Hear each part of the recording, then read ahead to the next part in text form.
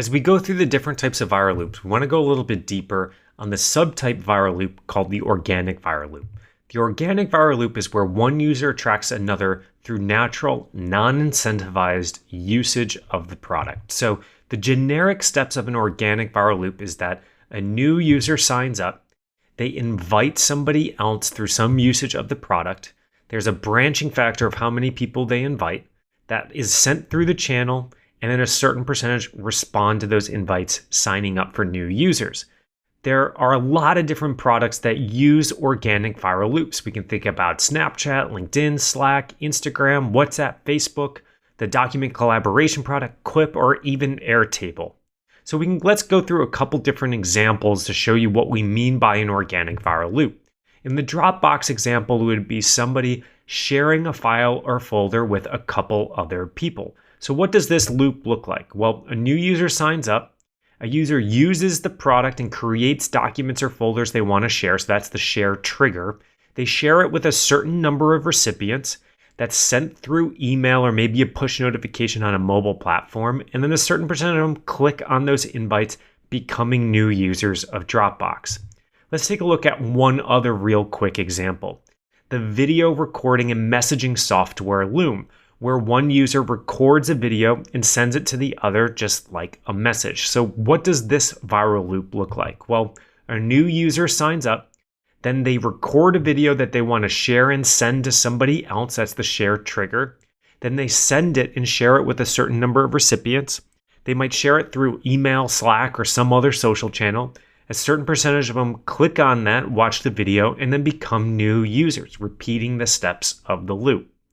There's three keys to organic viral loops. The first is by identifying a natural trigger. It needs to be a natural trigger in order for the loop to be meaningful. So if we went back to our organic viral loop, what is the invite trigger? What do our users communicate around? That's going to inform where we can insert organic viral loops. If we don't have natural collaboration or communication or some other natural trigger, the organic viral loop isn't going to be that impactful because there's not going to be a great enough percentage of people who actually take that trigger and start this viral loop.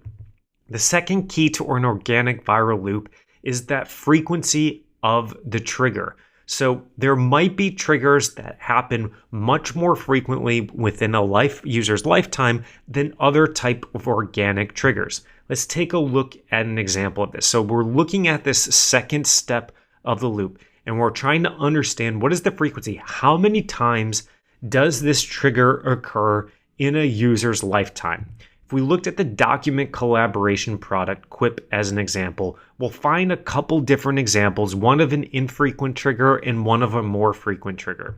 So if we plotted out a spectrum or a lifetime of a single user, when they first sign up, they might invite their team to Quip. They're kind of getting things set up. And so there's this one time where they invite this team.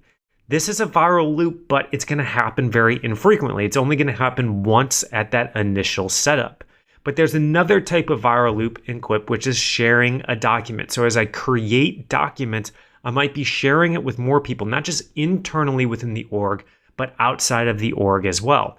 Well, through the natural usage of Quip, I'm going to probably be doing this a few different times, again and again and again. So here is the type of organic viral loop that has a much more frequent trigger. So we need to be looking at organic viral loops, ideally where there's a bunch of these different triggers over the lifetime of a user.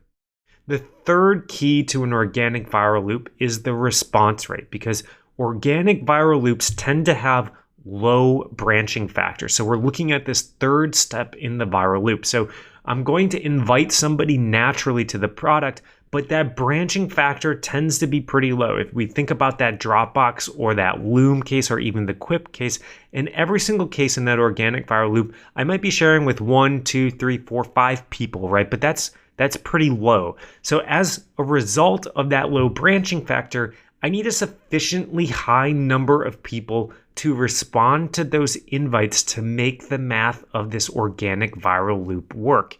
If I have a really low conversion rate, then my growth multiplier on this viral loop is going to be very low and not impactful. So organic viral loops are once again loops where a user invites another to the product through natural, non-incentivized usage, typically around collaboration or communication. Slack, Snapchat, Dropbox, Loom, Quip are all examples who take advantage of organic viral loops. The keys around organic viral loops are really around what is the frequency of the trigger. The more frequent, the more powerful this loop is going to be. And then once again, what is that dynamic between the branching factor and the response rate? We need a pretty high response rate in order to make this loop work. In the next lesson, we're going to dive a little bit more deeper into casual contact viral loops.